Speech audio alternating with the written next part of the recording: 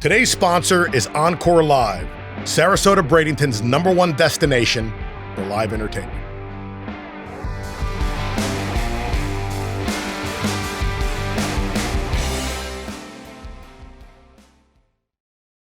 Tony Tyler, Hey, welcome to the show. how you doing? All right. I'm very happy to have you here, man. Thank you for having me. I'm excited to be here. So, we're going to talk about, your career. We're going to talk about, how you got started in music. You're a one-man band, right? You play multiple instruments. You're always recording. I just grew up in a closet, and I only have one thing to offer the world, and it's music. So Yeah, and that's cool. We're going to let people know during the show how they can learn more about you. They can see you live. They can maybe download some of your music, right? Absolutely. Yes, sir. So fantastic. So let's get into what you're currently doing first. So are you currently touring? Are you currently playing out? Where can they see you right now? I'm lucky enough to have a pretty full calendar right now. I've been working really hard on the new show. It's the one man band show. I've got I've been doing a looping show for quite a while. But I was always kind of dancing back and forth between, the full band idea, which I've been doing all my life, um, and just really kind of focusing on the loop thing. So I've decided Explain to yeah. our audience what the loop means. Uh, A well, one-man band. What is that? it's a pedal, it's a machine. They're all different kind of models. It's just called a looper. So it feeds audio into it, and you can hit the button, and it'll record whatever you're playing for however many bars that you want to record. And then you hit the button, and that'll just keep looping that, whatever you play, and you don't have to play it anymore. So I can lay a drum down. I've got a electronic drum kit that feeds through it. I'll lay the drums down, hit that button, and then that'll start that drum loop that'll allow me to pick up the bass.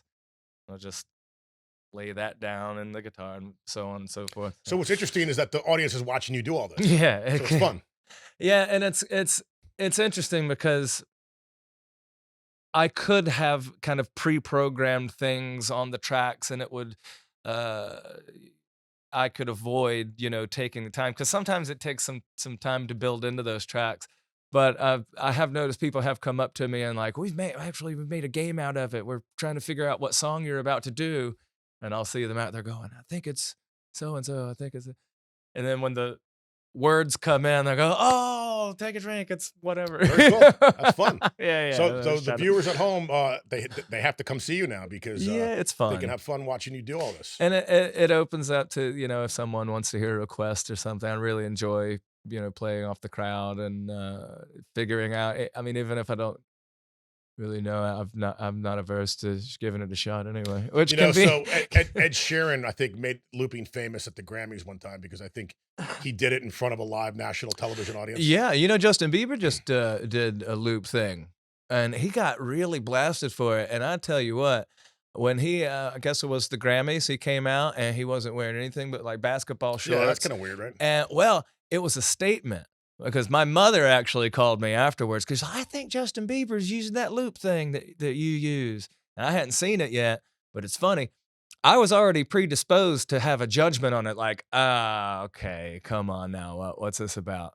I watched it and I'm like, oh snap, this is a statement. He's got a mirror, he's got a looper, one instrument, and a voice. And he sang the fire out of that song. And that's Cool. all he needed. It wasn't a big theatrical do, you know what I mean? It was a raw statement. Yeah, he seemed like he I was dug very it. serious. Like he didn't smile at all. He Yeah, was very I all dug it a lot. businesslike, man. Yeah, man. Yeah. It was like, okay, like this is raw. This is me. Like I'm not gonna give you what you want to see. I'm gonna So, show you what I am. Imagine really. this: an artist actually giving us art at the Grammys, right? I mean, it was very much that. I got that vibe for sure. Yeah. That's great. So let's talk about you growing up. Tell us where you're from. Still working on that. Yeah. Tell us like your early musical influences. My father was definitely the biggest influence, still is. He's a drummer, and he started when he was 9 years old. He always quotes February 9th, 1964, when the Beatles were on the Ed Sullivan Show. He wanted to be Ringo. So I grew up with that in my living room. His band's practicing, and he's never a hobbyist kind of thing. Like that's his drive. He's one of the best songwriters and vocalists, I've ever had the privilege of hearing. It just happens to be my father, So having that around constantly, was just something that as I'm getting older, I'm kind of realizing was a little bit of a unique situation. I remember getting into an argument with somebody at school. It's one of my first memories. I got into an argument with somebody at school because we were singing, "He's got the whole world in his hands." I said, "My daddy wrote that song." "No, he didn't. My daddy sings that song to me too. Your daddy." I said, "No, my daddy wrote that song." I thought I thought any song that I heard, That's my funny, yeah. daddy wrote it Sure, 'cause sure. those are the only ones I was hearing at the time. But, his bands had some of the most amazing musicians and songwriters, as well that I just had an What opportunity to type of music watch, was it? Was it just rock, Rock, yeah, and at the time blues? yeah, blues rock, Stevie Ray Vaughan was big at the time. This was been, early '90s, when I kinda clicked on to realizing what was going on, I can remember it. The Black Crowes were big at the Oh, time, and it yes. was very much that vibe of, like, rock's resurgence from, like, from the Yes. glam I grunge talk thing. about this all the time on this show about Yeah. how the Black Crowes saved rock and roll. Dude, without a doubt. I love And the you were Black living in Crowes, man. Georgia, and the Black Crowes, before they became mainstream, they were probably just really popular in Georgia before they hit it, right? Uh-huh, yeah, they were right up in Atlanta, and, that definitely was a real fertile time in the South, that, like, mid to late '90s, especially in the jam scene, like, Colonel Bruce was doing things with O'Teal and Kofi, the Burbage Brothers up in Atlanta, and, like, Jimmy Herring up in Atlanta, doing all Do that you kind of think in that Atlanta. Atlanta doesn't get the respect that it deserves? Like, people talk about Seattle for that sound, and there's even bands that came out of the Maryland, DC area, but, like, Atlanta's contributed a lot to rock and roll, and I'm not just talking Allman Brothers, right? Yeah, yeah.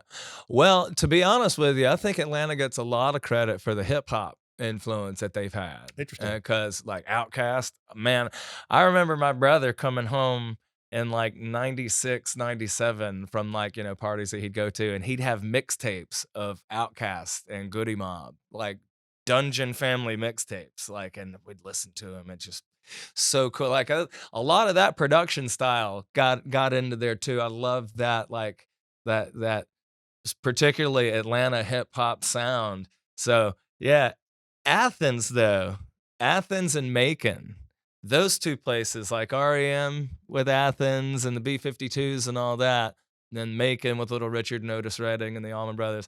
Those two places are kind of started like Macon's definitely starting to focus a lot more on putting that out there with like the Otis Redding Foundation they got going on, you know.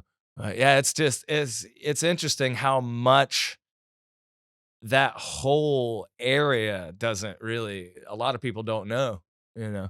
Are there a lot of live venues in those areas to this day? Or is it, like, are there places to perform? Yeah. Well, I moved down here in 2010, and since then, I really focused more on this area as far as kind of like immediate booking and like routing things from, so I kind of lost track and lost touch of the kind of the bigger road venues that are around that area. But younger But people, like, when you were in your first couple bands growing up, were there venues for you to play in, or was it no. just parties and backyards and No, man, that was like country Georgia bars, like no I mean, venues as far as what, like with a proper stage? No. Yeah, I mean, like, like, sometimes I think we're spoiled because down here in the Sarasota, Bradenton area, and Yeah. then you got obviously Charlotte County, right?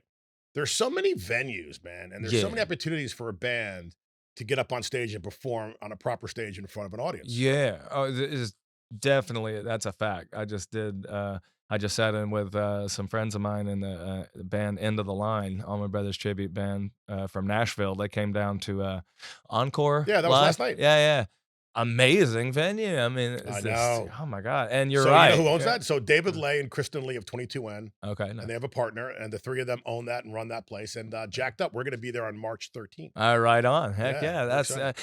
and yeah, there are a lot of places like that. And I mean, there are places in Georgia too. Grant's Lounge. in Macon, that's like the spot where all that history happened, like when the Almonds lived there and Marshall Tucker, Wet Willie, they'd all go in and jam. And my dad was right there in the thick of it. You know, he was the drummer in the house band there for a long time. Matter of fact, I'm listening to Paul McCartney's new audio book, Man on the Run. On the way down here, it got to the section where he hired Joe English from Macon, Georgia, Little Richard's hometown, man, you know. And he said, well, we went down to a place called Grant's Lounge, and we heard Joe English playing with a band called Tall Dogs, and we knew that he was something special. And it's interesting. I called my dad right after I heard it because it really is a fact that in the South, there is a particular way of making music where it's just don't worry about it. Just Joe English was commenting on the fact that he didn't have an audition for Wings. He just did it. And the guy said, well, if you don't worry about it. Just watch me. We don't know the song. I don't know the songs. Don't worry about it. That's just kind of the way I was brought up to make music. And I think there's just something intrinsically trial Well, by fire about that. You they know what I say mean? there's something in the water where Muscle Shoals is, because that's a very unique Uh-huh. sound that Absolutely. people from all over the world seek out that sound, right? Yeah, And without they a were doubt. very popular. I think Netflix might have done a documentary on that Oh, it's particular so place. good. Yeah, Yeah. yeah, it's so good. Did you ever get a chance to go to Muscle Shows? I did. I did. I recorded a couple of tracks in Muscle Shoals with the late great Johnny Sandlin, and he was the drummer for the Hourglass, I believe, Dwayne and Greg Allman's band before the Allman Brothers. Shapes up the Yeah, yeah, yeah, yeah. right? That's it. And Paul Hornsby was in that band too. He's still up and making Paul Hornsby. But yeah, at Muscle Shoals, I went over there. Actually, I think it was a town called Decatur, right outside of Muscle Shoals, where Paul had his studio.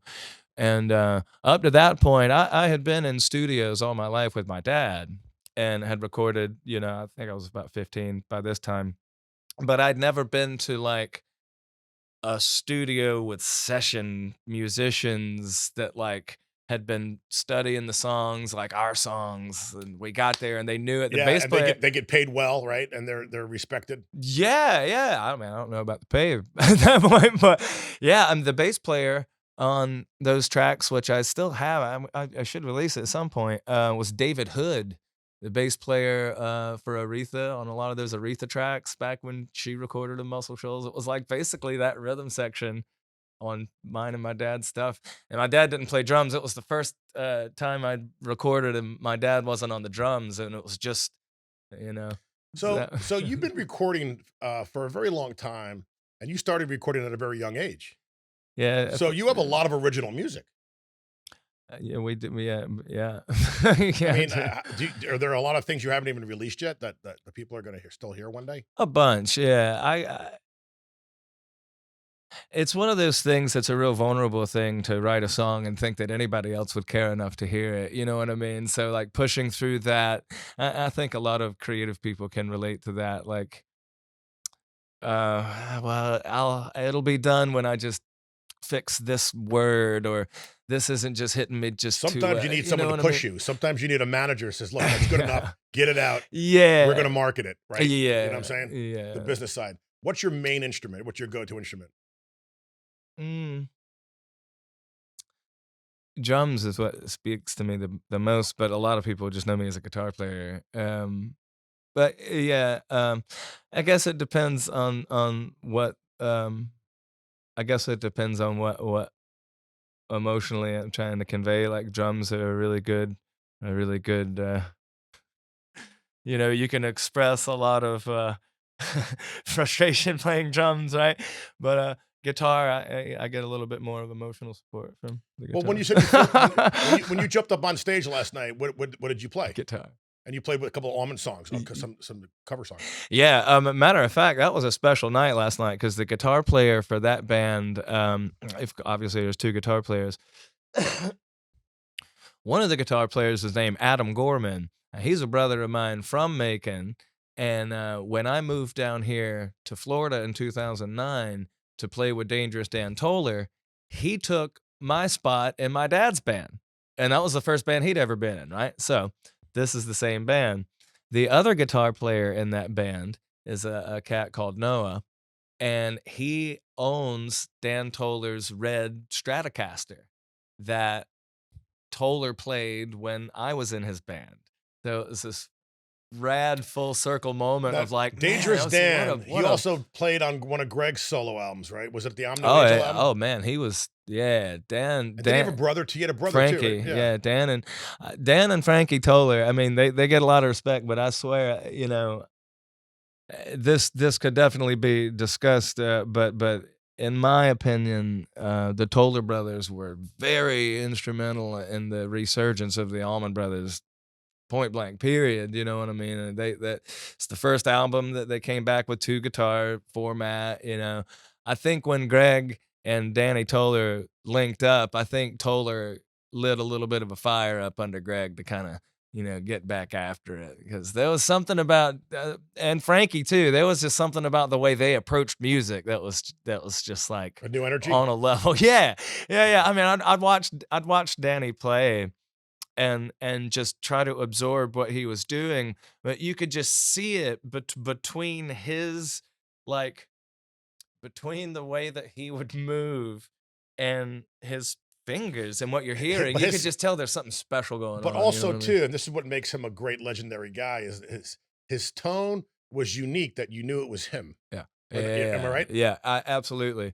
And he had just enough of that familiarity. So he knew how to comfortably interject his like kind of more modal playing within the Southern rock, what more pentatonic neighborhood, because every now and then he would float out these scales, or it's like, oh, whoa, well, what was that? Let's talk about some Southern rock bands because Yeah. I had Pat McDonald on, the drummer of Charlie Daniels. Oh, yeah, He was with yeah. Charlie for 17 years. Marshall Tucker. Chris Anderson had just joined Marshall Tucker. So now it's Chris Hicks and Chris Anderson together on the same stage. Oh, no kidding. That's like news. That just happened recently. Oh, no kidding. Yeah. And Chris Very Anderson cool. was on the show, Right once an on. outlaw. Love Chris. Oh, yeah, Yeah. man. I jammed with him a couple months ago. So you know all these cats. So I did you do. have a Chris Hicks is my mentor in Was he? Macon, man. Yeah. Yeah. Oh, yeah. He's in Macon, right outside of Macon. Still.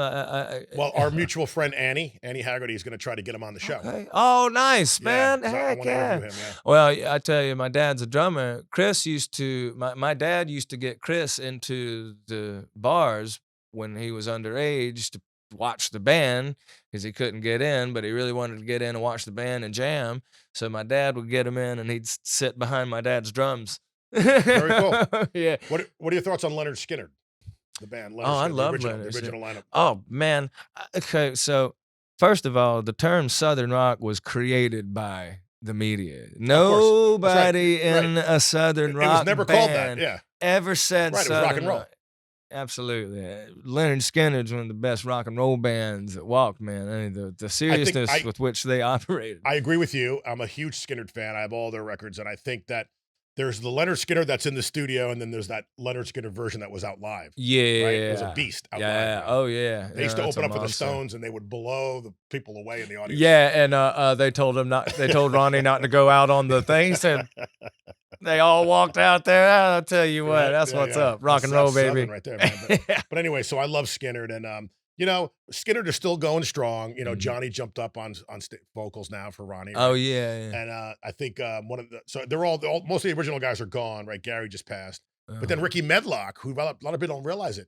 Ricky Medlock was there in the early days. Yeah. Oh He yeah. was Yeah. a drummer and he sang, and then he Mhm. played guitar. Then he went to do Blackfoot. Mm-hmm. So he's in the band. So I think of him as like one of the first, that early group, Sure. right?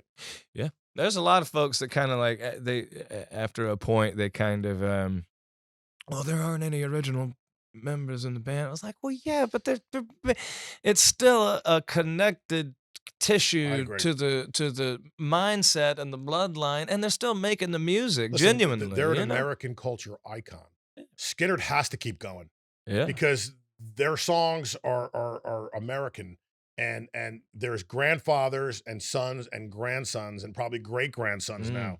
Oh yeah, no doubt. That are experiencing Leonard Skinner. Without a doubt, and same with Grateful Dead too. But because Bob Weir just passed away, so there's that big conversation Right. of what's going since all the original members are gone now, except for Mickey Hart, right? He's still I around. think that as long But, as long as there's a demand, as long as people are buying tickets, keep going. Yeah, Right? yeah. Well, it's It's who was that? I think it might have been Garcia, and I'm not really, knowledgeable about Grateful Dead quotes or history, so I could be wrong, but I think it's Garcia said that once the music is out, once they perform it, it doesn't belong to them anymore. That's right. They were talking about taping, like tapers. And it's like, well, the music in itself is something that needs to be continued. I feel that way about my father's music, you know, he's 71 years old, he's still up and making. He just told me a couple of weeks ago to come and get his drums because, you know, he's not really gonna be playing out much. He's still gonna go to Grant's every Wednesday and jam, which is a crazy full circle moment. You know, he was 16 years old down there in the Sure. '70s when it was hot and popping, you know, which is still hot and popping, but, it's just crazy how life and time works that way, you know? But getting And the music's got to keep going no right, matter who makes and it. these songs are anthems. I mean, we can get into all these bands. I mean, what's your relationship with the Almonds? I mean, did you get a chance to hang out with some of those guys, get to know those guys pretty well? Yeah, well, being from Macon, a lot of those, people that were involved in that organization were still there, and, I, got teamed up with Willie Perkins when I was 14, I think, and, we started doing the GABA Fest back then, and we did it in 2001 when they dedicated the Barry Oakley Bridge and the, Duane Allman Boulevard. We did it that year, and, Willie, kinda kept me in the streams of whatever he could, you know, in that kinda world. So one of the first things we did was go up to, Tunica, Mississippi, and sit in with Danny Toller, not even having any idea that later on and, you know, when I moved down here later on, I'd end up joining his band, but that was just I guess it was fortuitous because, that planted the seed that germinated later on. I was 15, and my dad and I went up to Tunica, and Willie said, "Go up and sit in with Danny," and we did that, and, Willie hooked us up with, Johnny Sandlin to go to Muscle Shoals and do that. We had some, things with Hitting the Note, you know, I did have an opportunity to meet Greg a few times. His best friend, Chank Middleton, was still in Macon, Georgia legend, and, we became really good friends, and, so Chank would always tell Greg about me, and every time I'd meet Greg, he'd seem a little bit annoyed by it because I was just kinda like the long, blonde-haired, kinda annoying little kid that Chank was like, "You've got his CD sitting on your nightstand, man!" And Greg was like, "Oh." Was this so Greg eventually moved down this way, right? Greg was living, in this area. He did. That was in the '80s, I Yeah. think. Yeah, that's when Toller was in the band, and from what I got, because you know, I had the great fortune of spending a lot of time with Danny Toller, and he'd tell me a lot of these things about just the reality of the pressure that you know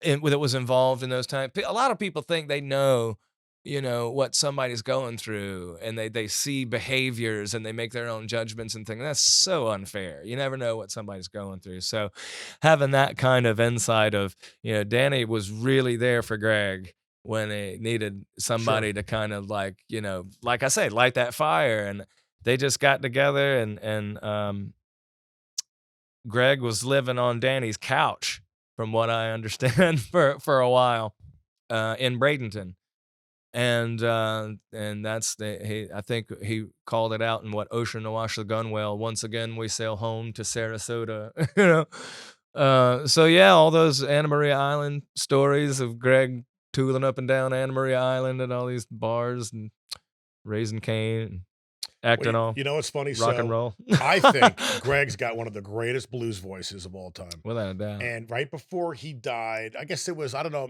if it was his last recording, but there was a show he did called Back to Macon. Oh yeah, So it was a yeah, yeah. CD with an accompanying DVD, and he looked great, dude. His hair Mhm. was great, and he was up there, and he was playing guitar the whole show Oh, yeah. because he had younger guys around him, keyboard and everything else.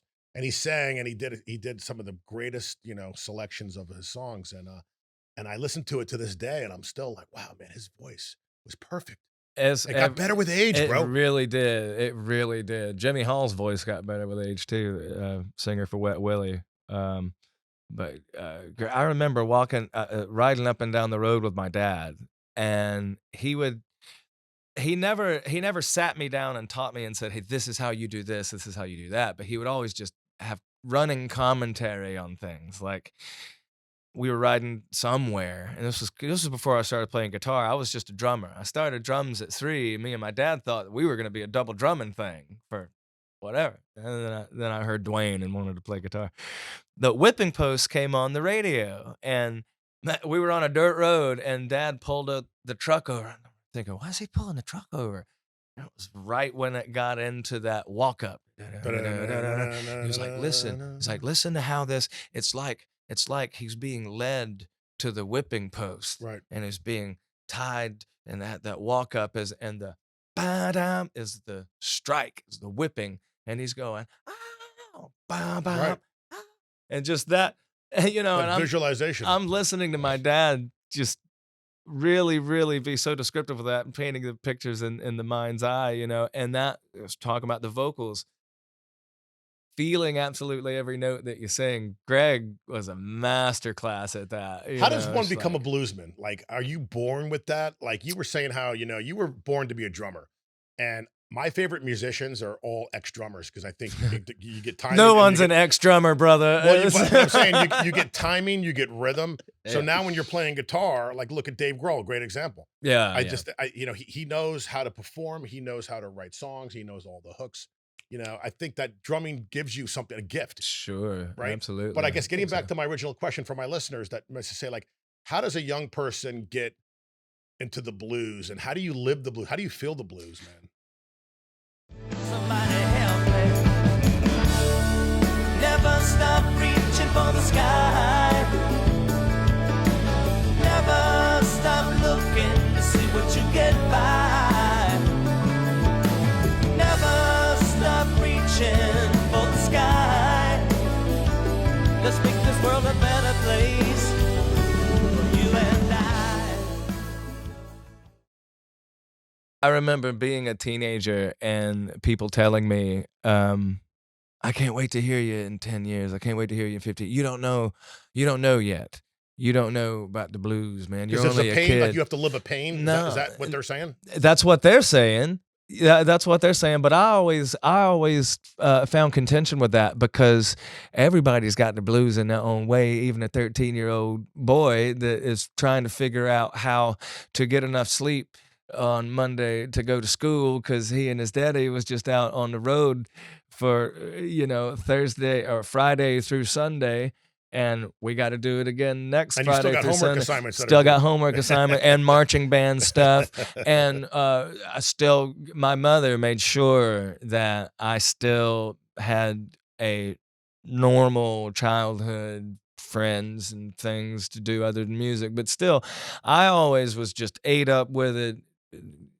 Something that never goes away, really. But yeah, everybody has the blues in their own little way, and I'm sure they were trying to be encouraging or supportive. Oh, keep at it, or keep at it, or you'll get there one day. Like, I don't know, man. That's you know, uh, yeah. But if I listen back to that stuff, it is, yeah. I'm still learning how to blues. I guess everybody's always constantly learning how to That's a great blues. song title, Learning How to Blues. Oh yeah. So Champ Jackson comes to mind. He's a Oh young yeah, man yeah, who, yeah. at a very young age, became quite proficient on Uh, guitar, and he played with his dad and his dad's band, and they made him the star from the beginning. And mhm. at 13, 14, 15, and he's growing now. He looks different than he did when he was a kid, right? As we all do. But he said, I asked him the same question. He goes, he wrote a song about school blue, like I got the school blues or something, Yeah. because he wanted to let people know that yeah, he's just a kid, but he still has the blues, right? Yeah, listen, this is the thing about people forget so quickly. John Lennon, Paul McCartney, George Harrison, Ringo, how old were they? They were 19, 17, 18, 19 when they were writing those songs or learning how to bash around on their instruments and rock and roll and all that. I mean, every single one, Jackson Brown, all those songs were, how old was he when he wrote those songs? In his Right. early But 20s. does I not mean, it's like, but does not amaze come you on, like when I'm listening to Almonds and I'm listening to in Memory of Elizabeth Reed, a great dude. example. And I look at this composition, I'm like, how the hell did a young kid He was young when he wrote that was Dickie, right? Yeah. How did he figure this out? 25, Like 26 he years went old. did he go to school for that, or it just came to him? No. It just came to him, right? No, see, that's what I'm talking about, that kind of Southern approach of just there's no proper education behind, like, I've tried, and honestly, I feel like a little bit less of a musician because of this sometimes when I get around, like, what I consider real musicians that, like, practice and, like, they run their scales and they know their modes and like, where they're going, and I'm like, I know it's something, I don't know what to call it, but I just kind of approach it in a different way, and I've tried to, like, sit down but my brain just doesn't compute it in the same way, and I don't know, it's a little bit of a battle to say, "No, you're still a musician, you know things." Well, it's funny, but your fretboard's a great example. You know your fretboard. Yeah. You may not actually know some of the notes that you're hitting, but you know your finger position and you know what your scales, right? I know, and yeah, I know where it's like, maybe stay away from this idea for a minute, or hell, go for it, I don't know. Yeah. Well, that's what makes music art, right? Is that you're always constantly experimenting. Right? Yeah, and that's not to say, that the musicians that approach it in a different way, are stiff or whatever. That's just the way that they express the music. Like I'm not doing the full band thing anymore. I've done the full band. Me and my dad put my full band together when I was 13, and ever since then, I've always had that as, even if I did solo shows, I always had that as a thing to do. And I've put all that to bed now because I just realized that everybody has their creative voice that they want to get out and that deserves to get out. And in a full band environment, any time, it's really, really good, and it's really, really sweet, and it's productive, and everybody is on the same page. But eventually, and there's no fault of anyone, but that this happens, it's just natural. Eventually, somebody's creative voice is going to start vibrating on a different thing, and then you get those contentious things, which happens with every band, and they either push through it or they get another band member and they push through it, or they, work it out in this way or work it out. But it's always some kind of, in my experience anyway, it's always gotten in the way of that what I'm trying to. I hear something and I'm just trying to get it out into the. So it's You easier know for what you I to mean? express your art as a solo musician as It's opposed to one yeah. of 6 members on a stage. Yeah, and I've finally figured out how to execute it the way that I know how to execute it, because I don't know about MIDI, I don't know about DJs, I don't know about, but it's really cool. I love, like, EDM music. I'm a huge fan of, well, other than the Southern rock. When I was a kid, I wanted to be Michael Jackson, man. Like the Quincy Jones, Michael Jackson. Sure. Oh my God, You were a lover of type. music. Yeah, Well, yeah. so how would you describe your sound? So, like, let's say people that are listening to this show right now that are going to say, "Okay, I want to see this guy. He's an interesting cat." How would you describe what they're going to experience? Um, I call it like Southern soul, Southern funk and soul, and I'm infusing some newer sounds in there. You know what I mean? Like more electronic type sounds, but it's still executed the same way. What was that Billy Joel song? What's the thing with the new sound funny, but it's still rock and roll to me. That's what's so much fun that I've been trying to kind of figure out really in the last 6 months. I've been just alone at my house and hyper with my dog and like hyper focused on this new, because it's 2026. There's so many options of ways to make music that just doesn't involve just having a guitar and being with a bunch of people and Sure. all that. So I'm kind of getting into those waters, but like I said, I don't know how to scratch. I have been doing a beatbox thing with the loop. So then I saw a comedian make fun of beatboxers. They were like, "Hey, I'm a looper in 2026, and I'm going to make everyone uncomfortable with my mouth noises." Yeah. But so I got myself a drum kit, an electronic drum kit, which is so overboard. I've got too much equipment, but it's just fun for me. It's the way that I kind of expressed, I know sticks on heads and picks on strings. That's how I know how to deliver the music. So that I finally figured out how to blend those two worlds of like what you would auditorily hear a band playing, but you just see a person manipulating these machines. That's So the kind bottom line is that the of. audience is still very, very thrilled and entertained I hope so. because are you doing originals and covers, mixing them up? I'm doing I have a show at Ruth Eckerd Hall on March the 15th, and I'm debuting the original show. Says I do what I call the hot water gigs. I love my solo gigs that I'm just able to take requests and whoever's there and they're having their dinner with family and I can play, whatever they'd like to hear. And that's a lot of fun. And it also, if somebody calls out a song I don't know, I can kind of call it a little bit to Cool. mind and figure it out. Then I got that in the little grab bag if somebody wants to hear it later on. So But Sunday, yeah, I'm starting to. Sunday, March 15th, Yeah. I'll let the viewers know, the listeners know, go to the Ruth Eckerd Hall website Mhm. and they can purchase tickets and come see you. Yeah, and I'm It's a Sunday, opening. I'm yeah. opening for "Get the Lead Out." Oh, The yeah, man. country's high octane That's gonna Led sell out. Zeppelin That show will be sold out. tribute show. Yeah, heck yeah, man! I'm looking forward to it. I'll be out on the garden stage before the band, so I've Cool. got an hour and 45 minutes to do what I do, and it's all self-contained, which I'm really into now. It's just we're just showing up with So do you have it figured out what you're gonna do, or like do you have a set that you put together, or is more or you just gonna more or less like this is what I want to do, and then you try to go from A to Z. Yeah, a little bit of both. But you're deviating. Yeah, it's a little bit Right. of both. So I wanted to approach the execution of this show in such a way where I can still jam or expand or go different places, or feed off of the vibe of the current situation or whatever. Um, so I will have like kind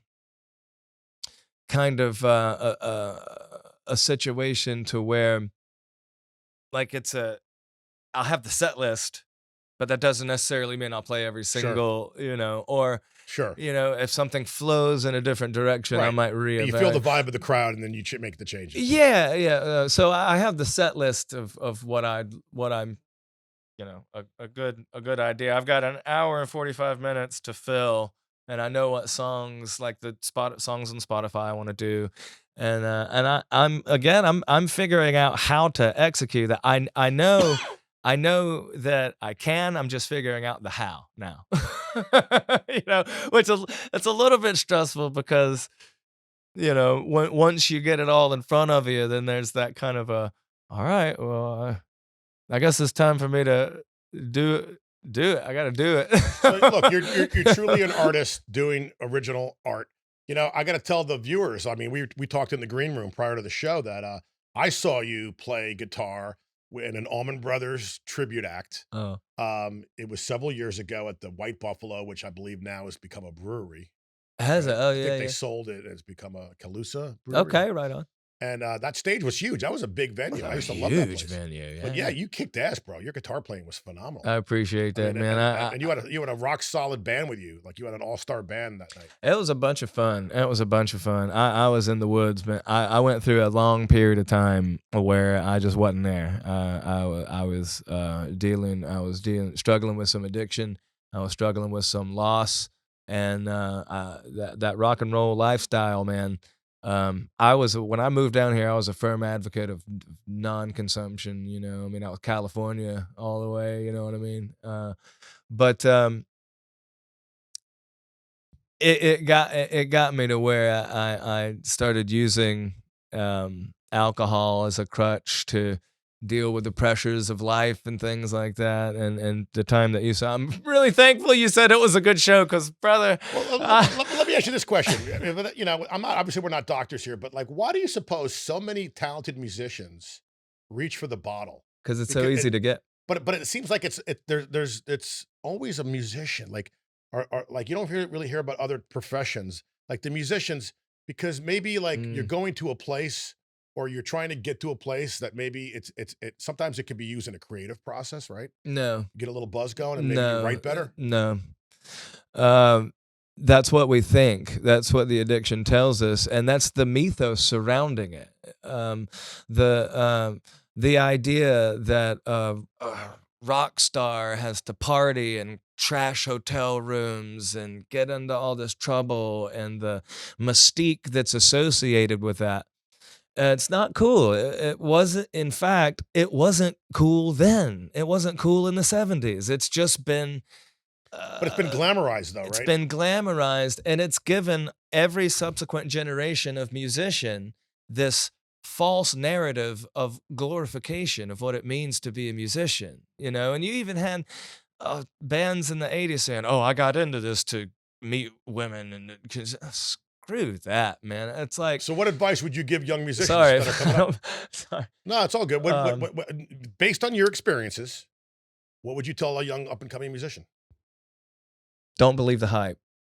Don't believe your own hype. Don't believe anyone else's hype. Remember, there's a reason that you wanted to do this to begin with, and it was something in here that was saying, "Do this." It's not every kid that wants to get up in front of the class and say, "Ha, ha, ha," you know what I mean? There's something a little off about those kids that wanna just be seen, right, or the performers. But there's a certain point when that that becomes something that people feel like you owe them. You know what I mean? Like, for instance, when I went down the dark road that I went down, before that before that happened, I kind of had a reputation of being like the get it done stern. I got it learned it from my dad for 10 years before I moved down here. I mean, it wasn't a party. It was, we were there to make music, and I was my dad kept me, it wasn't a Joe Jackson situation, but he kept me bubbled from those influences, and they were there. Those influences were there. And to answer your question a little bit more directly, is why do you think so many musicians go down that route? Is because uh, even if people don't realize, they could be trying to be nice and say, "Here's a drink. You're so great." Yeah. That's the only way they know Yeah. that, "Oh, well, let me do something. This musician was just so nice enough to come and play. Let me do Right. something nice and give them a drink." It could be as Right. innocuous as that. Right.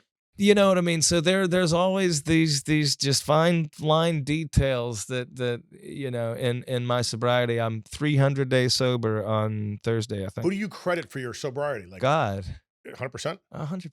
Okay. Yeah, yeah, yeah. Without question, God, absolutely.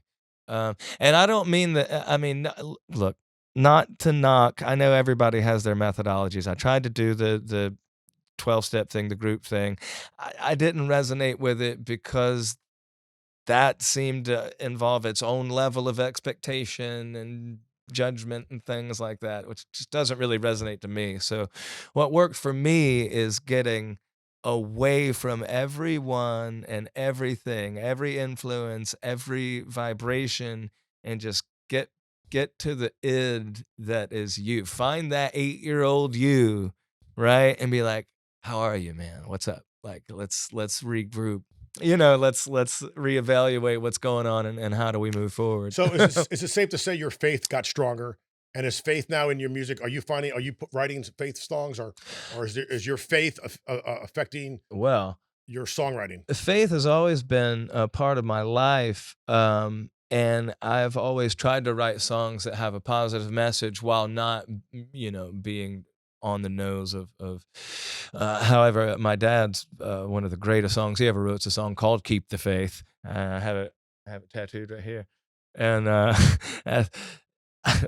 there was a period of time where my dad was writing a lot of songs that were kind of geared towards just the biblical stories. Like one was called Judas. He's got songs that we've put out on Spotify too. You could check out if you'd like. And one of them's called River of Time, and the lyrics are very searching for the answer. And a lot of times when we search for answers, we go back to those lessons we heard when we were kids, those Bible stories and things. Which, of course, being from the South, my daddy used to read Bible stories to us every Easter, and we'd go to Sunday school, and we'll get to the church part of why the Allman Brothers have a little bit more fire and brimstone and the Grateful Dead, California, cool vibes. Right? But that whole thing comes down to uh, that personal faith. Like, what's your personal conviction? What drives you to be a better person? That's what I found. That's what I so totally you're talking found. about a relationship with Christ. Yeah. Well, it's Christ taught us to be Christ-like, right? And Christ taught us that within ourselves, we find that strength. And I've really been exploring that aspect of it, of going within the self and finding, you know, there's so many songs that are attacky songs, like this person did that to me or this person did that to me, and I explore more of a personal criticism, which could be, uh, it, I've it kind of contributed to a little bit of the drinking thing because I was down into you're a just piece of garbage. You can't even get up off the ground. Look at all these people that you did wrong. Look at all these people that you hurt. Look at all the, and, But then I gave myself grace. I finally, God Did it laid feel it on good me. the first time you felt that good, right? In a long time? Yeah, it did. It did. But it also was a little bit of a realization of, it puts in perspective what I went through, what the people that were around me went through, the people that care for me, what they went through, and how it all coalesces into one big fat lesson, and it is of that self-examination. I'm really into the what have I done and what can I do moving forward to improve, So this that is the type of thing, evolution of Tony Tyler. I mean, this is like, think about it. I mean, it's another chapter in your long story, right? It's exciting for a little bit there. I thought that that it was done. Like, that's another thing that we're kind of falsely taught.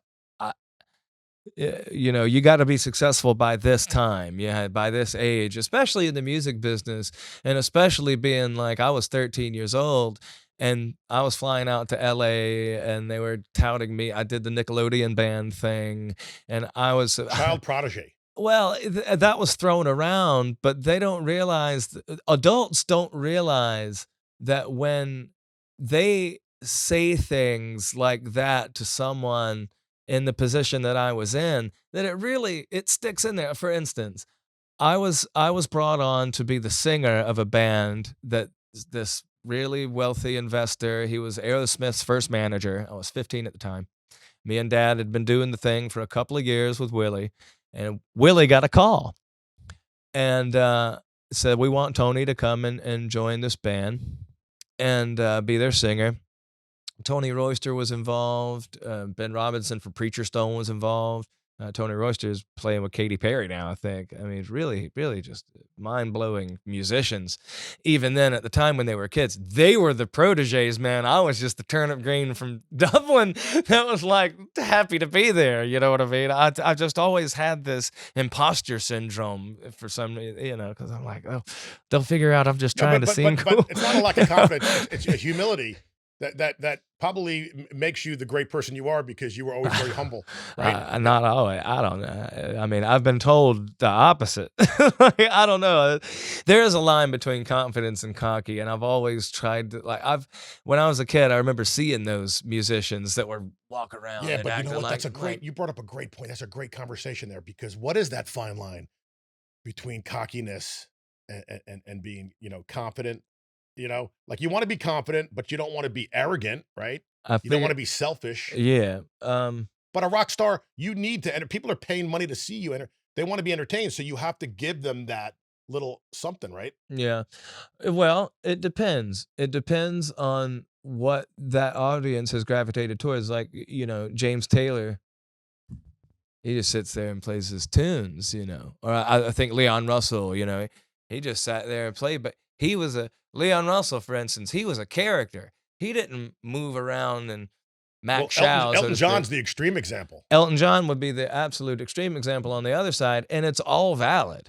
It's like, I'm a fan of the production. My first concert really was a Kiss concert in 1996 with Gene, Paul, Peter, and Ace. And The it was original lineup.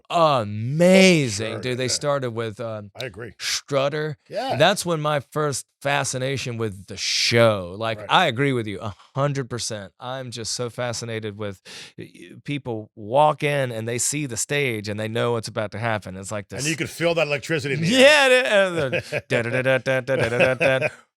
Yeah, And the right. thing dropped, and you could feel the, Right. I love taking all of that into consideration, and that's probably why now I'm just a solo act, but I have a drum set and a keyboard and a bass and a guitar, and I'm about to add some lights, and You're it's the all one-man band. it's all You are the self-contained. one-man band. But to answer your question, some of the most confident people I've ever met were just silent about it. I think that there's a big thing with people that tell you they're enlightened. The biggest way to see if somebody is enlightened or not is as soon as they tell you that they are, Good point. kind of maybe maybe not. I don't know. You Right, know what I mean? right. It's like, and I've had to learn that because I had somebody that I really respect a lot tell me one time that I try too hard. And it really struck me I'm a pretty sensitive dude, as I think creative people have a tendency to be, but like, golly, I was trying too hard. Well, this whole time I just thought I was excited about making music with my friends and I want to make as much of it I can and all. But I have time to sit with myself and say, why are you like this? And I think honestly, being from Middle Georgia, from the Macon area, and being a musician, and having that mythos of Dwayne and the Allman Brothers and Dickie and Greg and Tim Brooks, even after the Allman Brothers left, the Brooks brothers, Tim and Greg Brooks, and Chris Hicks, he was, bro, like when I started playing guitar, like Chris Hicks had just put out his Dog Eat Dog album and CD that he recorded with Paul Hornsby, and there was still that mythos in the air. And boy, if you didn't deliver, like, So what you're Yes. saying that you held yourself to high standards. Yeah. So being around all these people, you had very high standards, and you beat up yourself a little bit because you felt like you couldn't get up to there. But maybe still, that's but because I've still- always felt like a but here's the drummer. but here's the craziness about it. You're still extremely talented, but yet in your brain, you're like you're doubting that. But people are probably like, "Wow, man, this is probably one of the best musicians I've heard in a long time." Right? I still feel like I feel like a drummer that pretends to play everything else. You know what I mean? And I do have this imposter syndrome of, like, when I go to a jam, there's this fantastic jam at Ruby's at St. Pete every Sunday, and when I'll go in there and I'll just kind of like I find my space in the corner and hide out because I get really nervous. I realized recently I've been alone in my zone and in my healing factor for about 6 months, where I just made that decision to just expel every Sure. bad influence. And I've realized that imposter syndrome of, you go in and there's all these real musicians around, and there's this, like, they know their scales and they know how to talk about a Dorian augmented arpeggiated flat 5 and things. I'm like, I'm just gonna sit over here and maybe Right. nobody will ask me about theory. I don't know. But let's talk about the opposite of that, the flip side. when you do go up on stage and you're playing your guitar and you're killing it, how do you feel about the applause? I mean, do you soak that applause in? Does it make you feel great? I mean, does it verify things in a certain way for you, or validate, I should say? The applause for me is an indication that what I just did made them feel good. You know what I mean? Like, I don't soak it in as in like, oh man, I just did a really good job. I deserve all this thing, which is okay too if people do that. But for me, it's like, okay, they're happy with what I just did. I was able to, do something that made them smile or made them boogie a little bit. And I talked to my dad about this. It goes, I used to dance. I wanted to be Michael Jackson before I did anything music, because my mother was huge into Jackson 5, and we'd sit there and watch that live at Bucharest concert. And that man was a machine. I mean, you talk about Yeah, entertainment. I mean, he was the king. every single note of every single King of song pop. was, oh my God. And so my dad would take me to this, he'd go up to the store right up the road from the house. And he'd say, Tony, show Chamblish it was a real sweet Indian couple that owned the store, and his wife, Chamblish and his wife. And my dad would say, Tony, show them that dance move you just learned. And I'd, do something that cannot dance at all anymore.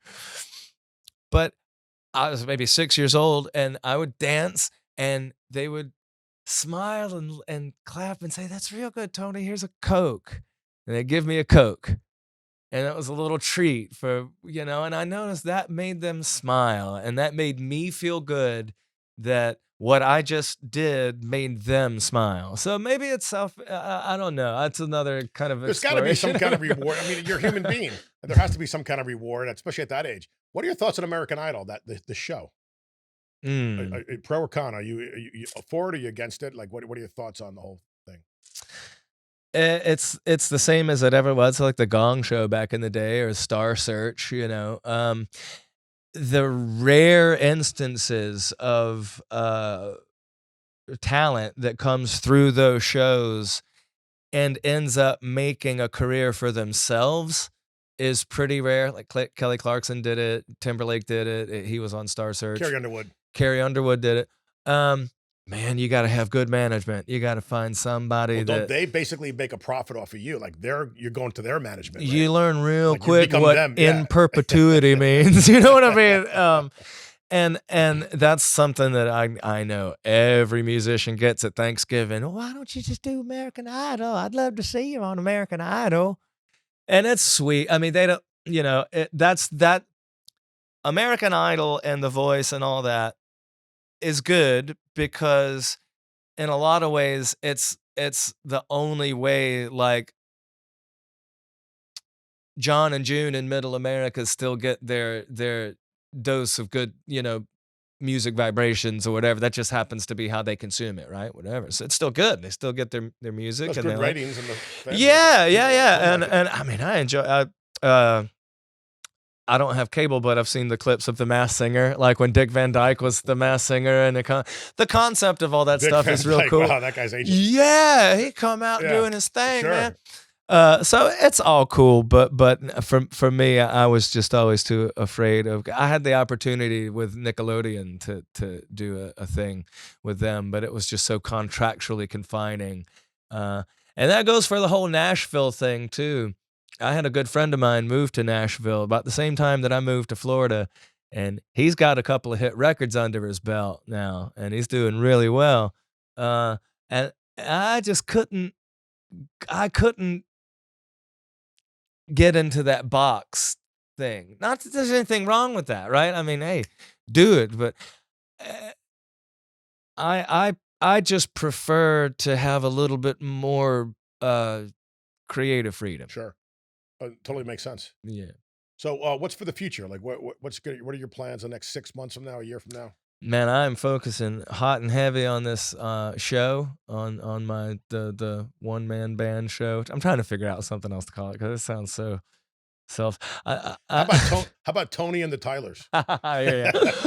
Or the Four Tonys? Or the tryhards. I don't know.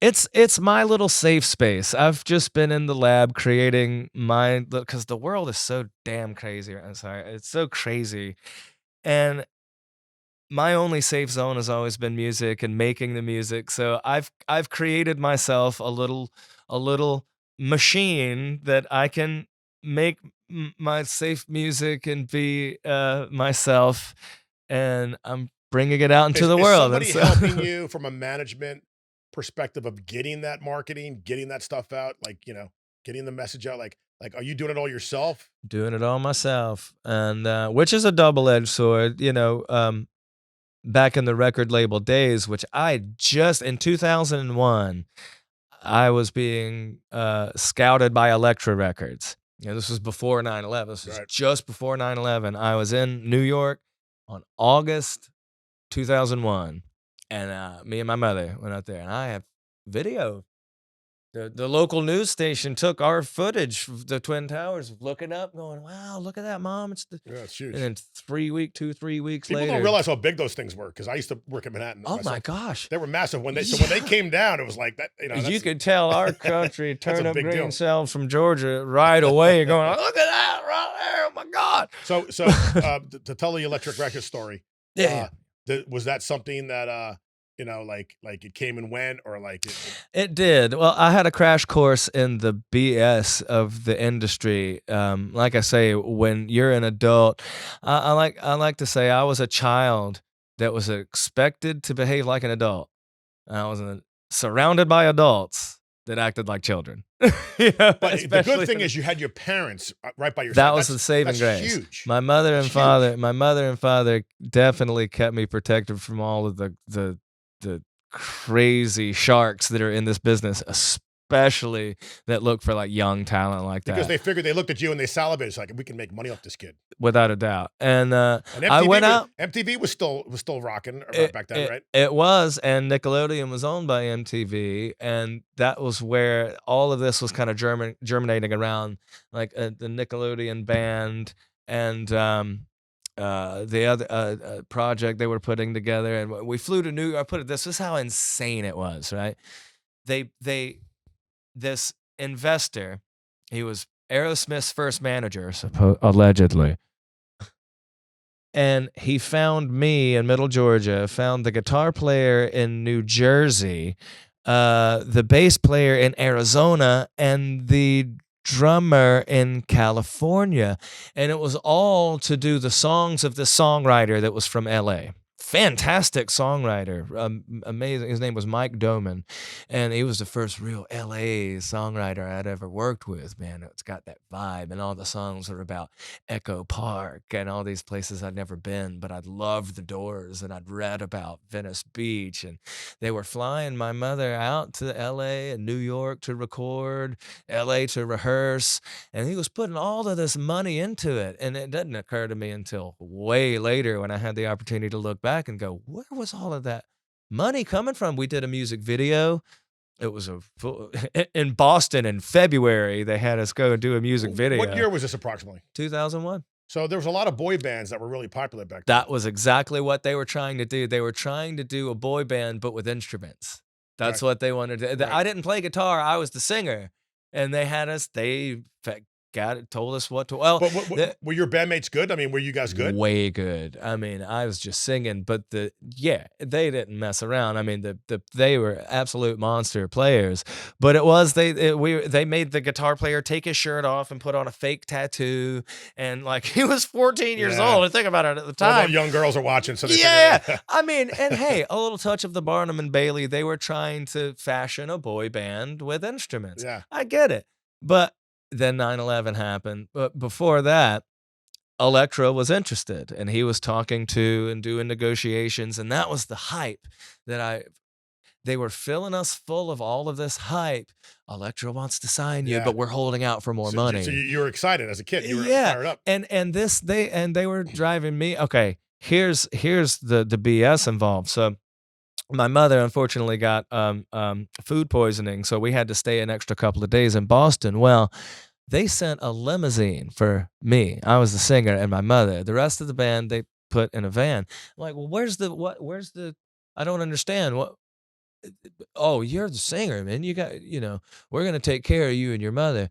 Going to McDonald's, ordering a hamburger, and the manager, I'm just standing there. Nobody had phones. I was just standing there, ordering my hamburger. And the manager says, do you know who's ordering a hamburger from you right now? And I pointing to me, and I looking like, yeah, he's here recording. And I Yeah. remember thinking in Right. my head, this feels dirty. This is Right. bad. Yeah. No, I ain't nobody, and I Right. don't want to be nobody. If this is what it is, this feels ugh. Forced. Yeah, exactly. Yeah. But it was something that happened on that trip that has always stuck with me. The manager gave me 2 crisp $100 bills, told the driver to take me and my mother to Tower Records on Sunset. And we went, and he said, make sure he spends every single dollar on music. And that's the most money I'd ever had. And that was a That great fo- Tower Records. I used Yeah. to go to that one. That was a great one. The Tower Records Yeah, on man. Sunset. Yeah. So cool. All the Went rock in stars there. hung out there.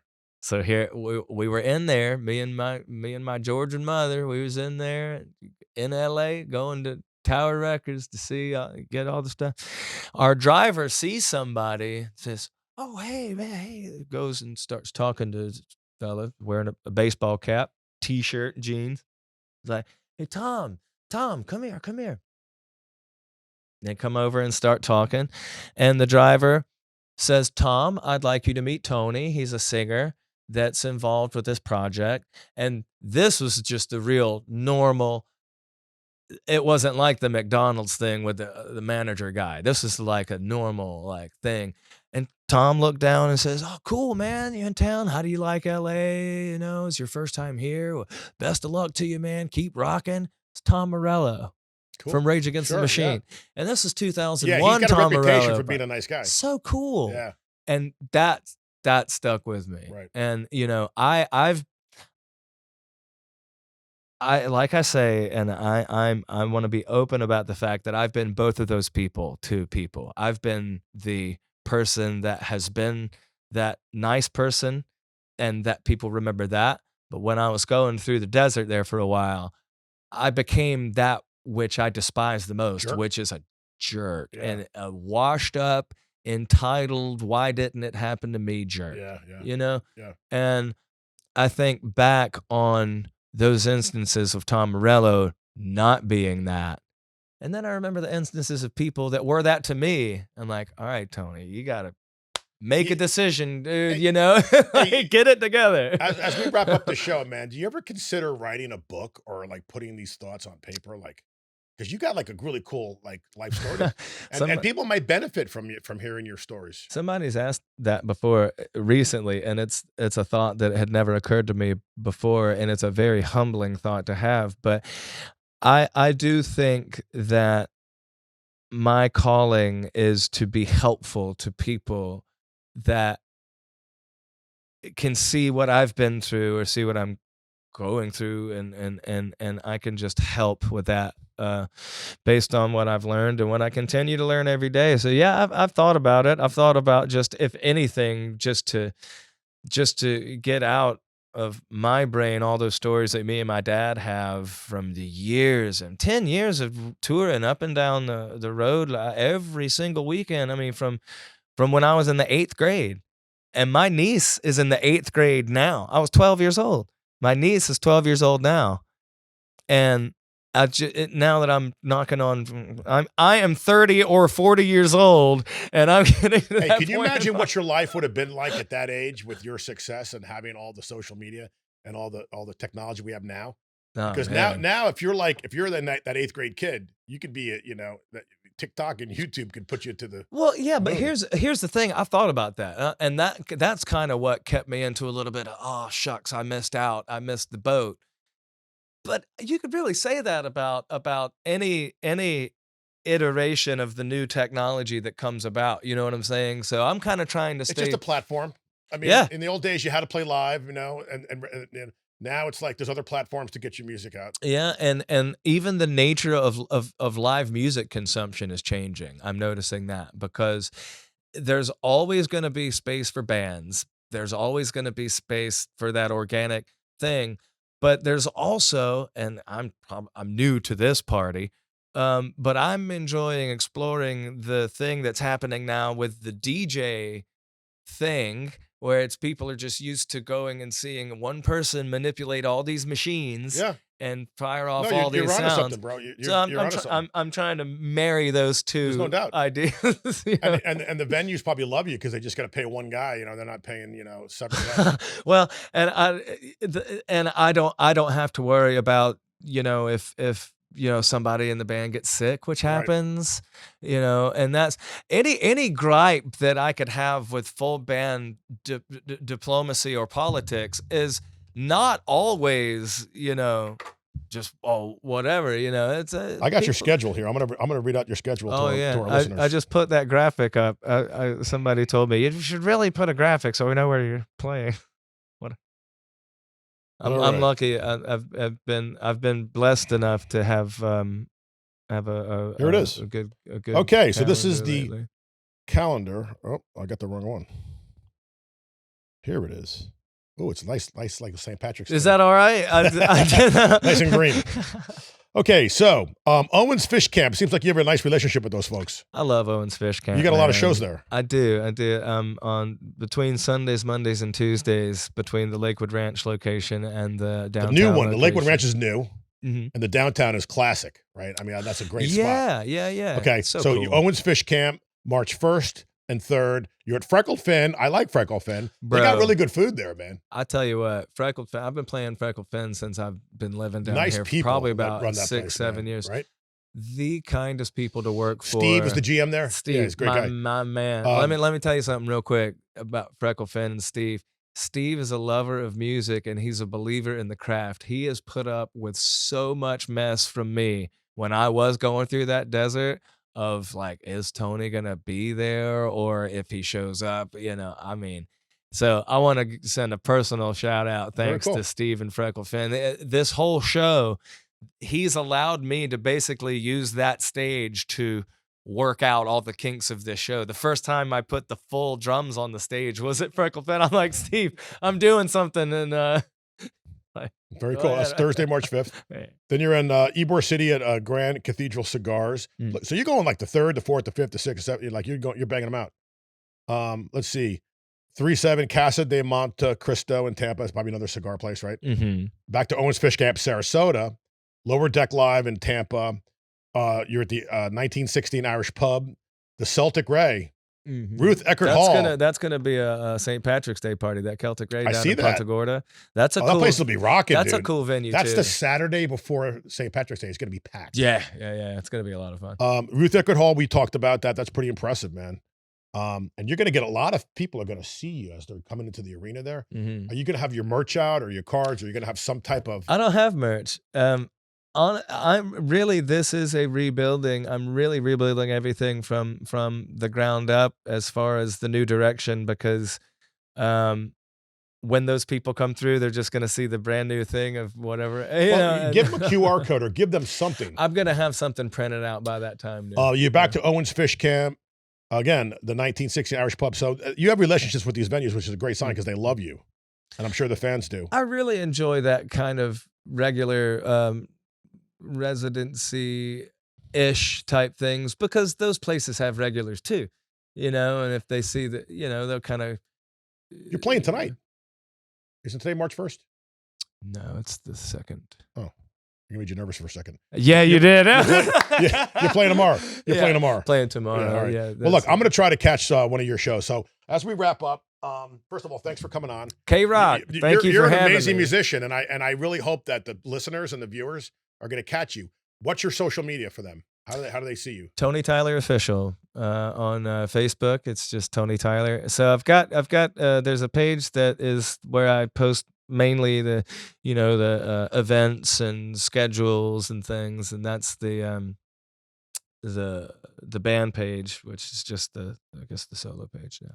But But get I this, also have that what personal I just page. read, what I just read here, I'm gonna put that up in the graphic on this show. Wonderful. But your personal Facebook page, Mm. Tony Tyler Official. Yeah, it's just Tony Tyler Official on Okay. everything. Yeah, I Great. tried to make it as easy as possible to Well, Tony, remember. thank you very much for coming in. Thank you for having me. This was a great episode. I really And appreciate I'm you sure the having me. people are going to love to hear this, and we all look forward to seeing you live. I hope I don't sound too nervous and you know. All right, man. Thank you, brother. Thank Have you. a good one. Today's sponsor is Encore Live, Sarasota Bradenton's #1 destination for live entertainment.